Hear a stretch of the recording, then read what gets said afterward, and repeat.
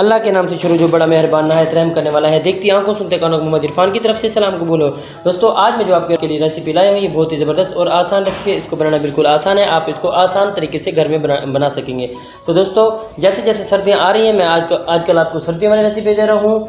ये इसका असर गर्म होता है, ये आपको सर्दियों के लिए मुफीद है। तो दोस्तों आज के हलवे का नाम है मिल्क और कोकोनट का हलवा। मिल्क और कोकोनट का हलवा बनाने के लिए सबसे पहले मैं ले रहा हूँ 1 लीटर मिल्क, यानी कि 1 लीटर दूध ले रहा हूँ। उसके बाद कोकोनट मैंने ले ली है, कुछ कोकोनट जो बाजार से मिल जाता है उसको मैंने बारीक ये देखें काट लिया है। उसके बाद दोस्तों मैंने लिया है 1 कप से थोड़ा सा कम मैंने चीनी ली है, चीनी मैं इसके अंदर कम डालूंगा। उसके बाद दोस्तों ये घी है मेरे पास, घी मैंने आधा कप लिया है, आधा कप से भी थोड़ा सा कम है घी मेरे पास। इसमें ऑयल यूज़ नहीं कर रहा, घी इस्तेमाल कर रहा हूँ।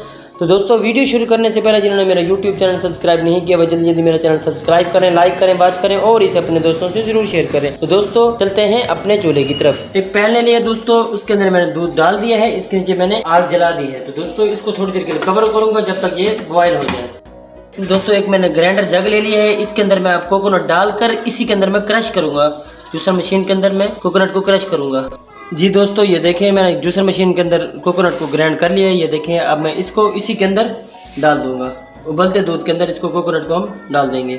अब दोस्तों इसको साथ साथ हिलाऊंगा। अब मैं इसको कोकोनट को इसी के अंदर पकने दूंगा। जो फ्लेम है दोस्तों मैंने लो टू मीडियम किया हुआ है, फुल हाई फ्लेम नहीं है फिलहाल।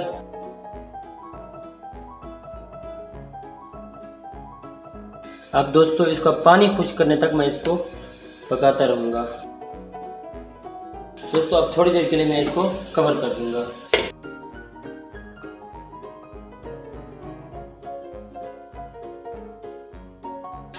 हम चीनी ऐड कर देंगे।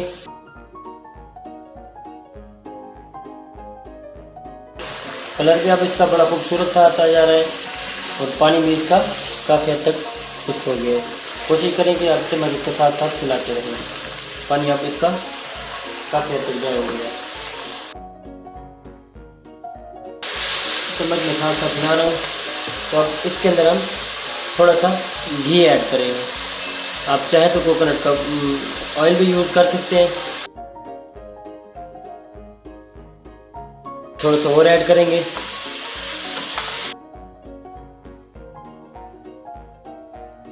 आठ से 10 मिनट इसको पका के उसके बाद मैं डिश आउट करके आपको इसकी फाइनल लुक दिखाता हूँ। तो जी दोस्तों ये देखें खिला खिला सा हलवा तैयार है, आप इसको ज़रूर बनाएं। तो दोस्तों मुझे अपनी दुआओं में याद रखें। तो देखते रहिए मेरा फूड ट्यूब चैनल। अल्लाह हाफिज़।